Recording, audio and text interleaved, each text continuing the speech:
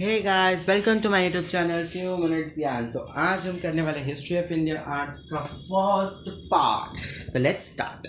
First part है what is art. It is a natural human instinct to want. मतलब ये एक natural habit है, ठीक है, एक नेचुरल हैबिट है to share his experience, wisdom and also emotions. When that instincts result in a beautiful creation, it is acknowledged as art. The artist's power of imagination, sensibility, state of emotion, and his skill are the critical factors at the root of artistic creation. यानी कि ये एक natural habit है इंसानों की, right. उसमें हम अपने एक्सपीरियंस शेयर करते हैं, विजडम्स शेयर करते हैं, इमोशन सबसे ज़्यादा शेयर करते हैं।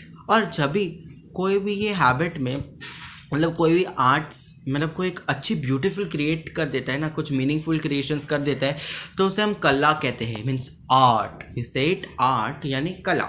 मतलब कोई अच्छी सी पेंटिंग, ऐसी मीनिंगफुल पेंटिंग बना दी तो उसे कहते हैं अरे वाह, ये तो इसकी कला है, राइट। जैसे मेरी कला है वीडियो बनाना, मेरे फ्रेंड की कला है सिंगिंग करना, मेरे फ्रेंड की कला है टीचिंग करना, इस तरह। तो इसे आर्ट कहते हैं, आर्ट। अब नेक्स्ट हमारा ये जो है, अब हम पढ़ेंगे the artist power of imagination, sensibility, state of emotion and skills are the crucial factors at the root of artistic creation. यानी कि जैसे परियों के पास है ना अलग अलग टाइप की शक्तियाँ होती है। जैसे किसी के पास फायर की शक्ति है, तो किसी के पास क्या बोलते हैं, किसी के पास तो पानी की शक्ति है, किसी के पास विंड की शक्ति है, किसी के पास म्यूज़िक की शक्ति है, किसी के पास कुछ नई चीज़ बनाने की शक्ति है।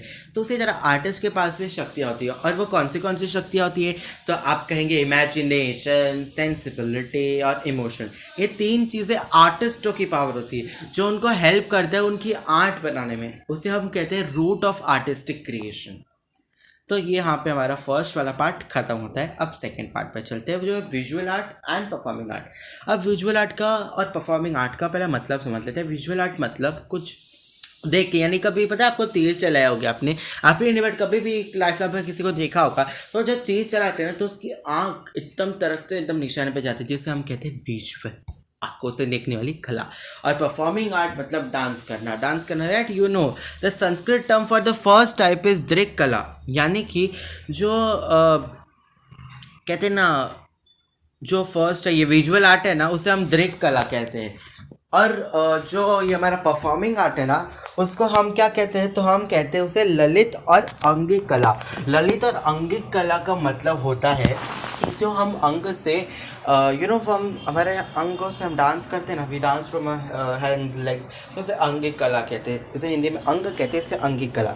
Many examples of prehistoric rocks art have been discovered at many sites in the world. It proves that the origin of visual art is as old as the storage man. यानी कि हमारे इंडिया की arts बहुत ही old है, यानी stone age periods के है, right. तो उसमें हमने कितने सारे ऐसे नए नए पत्थर है ना जो ओल्ड टाइम की वो डिस्कवर किए। डांसिंग, म्यूजिकिंग, ओल्ड टाइम्स के ट्रेडिशन, सब कुछ हम लोग ने डिस्कवर किया। और उसी की वजह से हमें ये पता चला कि तो स्टोन एज में से, इससे ये प्रूफ हो जाता है कि विजुअल आर्ट और परफॉर्मिंग आर्ट एक स्टोन एज पीरियड से चलता आ रहा है। तो ये सेकंड टॉपिक यहाँ पे ख़त्म होता है, ठीक है। जैसे इसका एग्जांपल लेते हैं तो हम कहेंगे रावण दहन करना। रावण का दहन करते थे तो वो बहुत टाइम पहले से रहते, जैसे वो स्टोन एज पीरियड से भी पहले से है, तो वो एक एग्जांपल प्रोटेक्ट नहीं, बट इट इज़ राइट कि वो उससे भी पुराना है। तब सेकेंड खत्म हुआ। थर्ड टॉपिक पे पढ़ते हैं, folk art and classical art.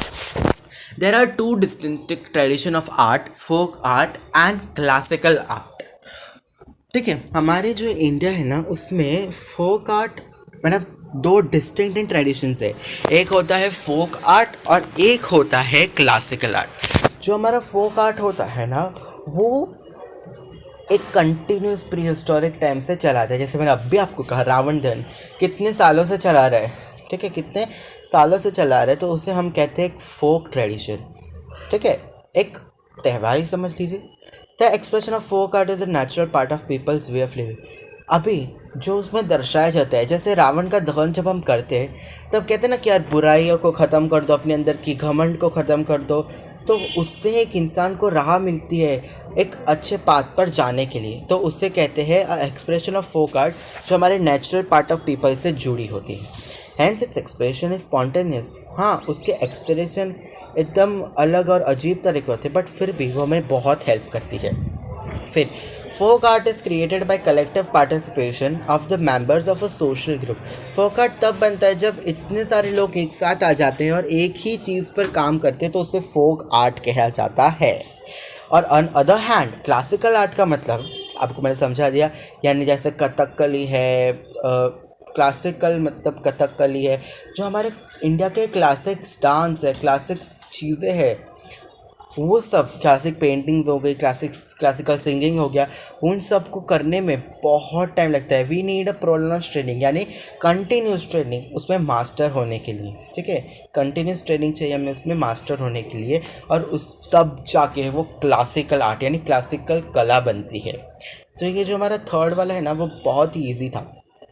ठीक है, ये जो क्लासिकल रहता है उसे एक बहुत टाइम लगता है, मतलब प्रोनाउंस टाइम, यानी बहुत कंटिन्यूशन चाहिए होता है। तो हम लोग ऐसा करें कि 1-2 महीना प्रैक्टिस किया, 1-2 महीना गैप लिया और वापस करते, बट नहीं, वो 1-2 महीना अगर हम प्रैक्टिस करते तो हम 4 महीने में बहुत ही अच्छी क्लासिकल, इतना भी नहीं बट थोड़ा बहुत हमें क्लासिकल्स आने लगते हैं। तो इसी को कहते हैं एक प्रोनाउंस ट्रेनिंग, यानी कंटिन्यूस ट्रेनिंग चाहिए होती है हमें। तो हमारा ये जो थर्ड टॉपिक है ना, folk art and classical art, यहाँ पे ख़त्म होता है। हम नेक्स्ट आर्ट पे बढ़ते हैं। Style in art. Artists tend to have their own method of working. It is known as the style of the artist.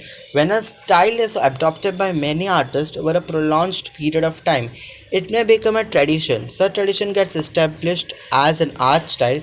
Various art styles develop in every culture, which are characteristic of a certain period and region. Such styles are helpful in studying art history.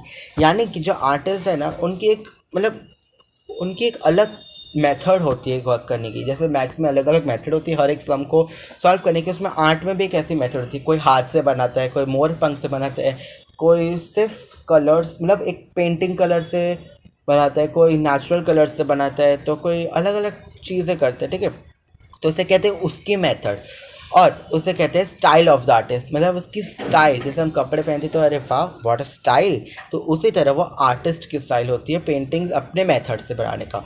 और अगर ये painting बहुत सारे artist मतलब adopt कर लेते हैं, मतलब ऐसे वही करते हैं ड्राइंग, और कंटिन्यूस टाइम, जैसे हम 7-8 सेंचुरियों से रावण का दहन करते हैं, तो वो एक ट्रेडिशन बन गया है अब तो उसी तरह अगर ये भी 1-2 सेंचुरी तक अगर ये चलता है तो ये भी ट्रेडिशन बन सकता है। ठीक है, और जब ये ऐसे ट्रेडिशंस बन जाते हैं, इस्टेब्लिश हो जाते हैं, तो उसे कहते हैं आर्ट स्टाइल। ठीक है, कला कहते हैं, कला का तरीका कहते हैं। Various art style develop in every culture. ऐसे ना कई आर्ट स्टाइल, ऐसे कई कला है जो हर एक कल्चर में होती है। जैसे गुजरातियों में गरबा है, वो एक स्टाइल डेवलप हो गई। महाराष्ट्र में लावणी है, वो हो गए एक स्टाइल। तमिलनाडु उधर कथकली, फिर बहुत सारी ऐसे अलग अलग स्टाइल्स डेवलप हो जाती है, यानी इस्टेब्लिश हो जाती है हर एक कल्चर में। Which are characteristic of a certain period region, यानी उनसे उन्हें कम से कम नहीं, ज़्यादा से ज़्यादा वक्त लगा और एक पर्टिकुलर रीजन, एक पर्टिकुलर टाइम में वो होता है, तो उसे ट्रेडिशंस भी कहा जाता है। और ऐसे जैसे स्टाइल्स होते हैं ना, वो हमें ज़्यादा हेल्प करते हैं जब हम आर्ट हिस्ट्री की कलाएँ पढ़ते हैं ना। ठीक है, ऐतिहासिक कलाएँ पढ़ते हैं ना, तो ये सारी चीज़ें ना उसमें बहुत ज़्यादा इम्पॉर्टेंट होती है। इसलिए तो आज हमने क्या कवर किया, what is art, visual art, performing art, folk art and classic art, style in art, ये सब आज हमने कवर किया। तो आज के लिए बस इतना ही। अब पार्ट 2 के लिए वेट कीजिए। And thank you for watching this video. Like my video, subscribe my video, share my video and comment कीजिए ताकि मैं एनकरेज हो जाऊँ और ऐसे बहुत हिस्टोरिकल वीडियो बनाता रहूँगा। तो पार्ट 1 यहाँ पर ख़त्म होता है, फिर पार्ट 2 मैं कल बनाऊँगा and I will post very soon. तब तक के लिए bye bye, tata, see you. और प्लीज़ प्लीज़ प्लीज़ मुझे लाइक कीजिएगा, सब्सक्राइब कीजिए ताकि मैं एनकरेज हो और ऐसे इंटरेस्टिंग और अनोखे फैक्ट्स बनाओ। थैंक यू, आपने अपना प्रेशियस टाइम फ्यू मिनट्स ज्ञान को दिया। Thank you, bye bye, tata, see you, love you all.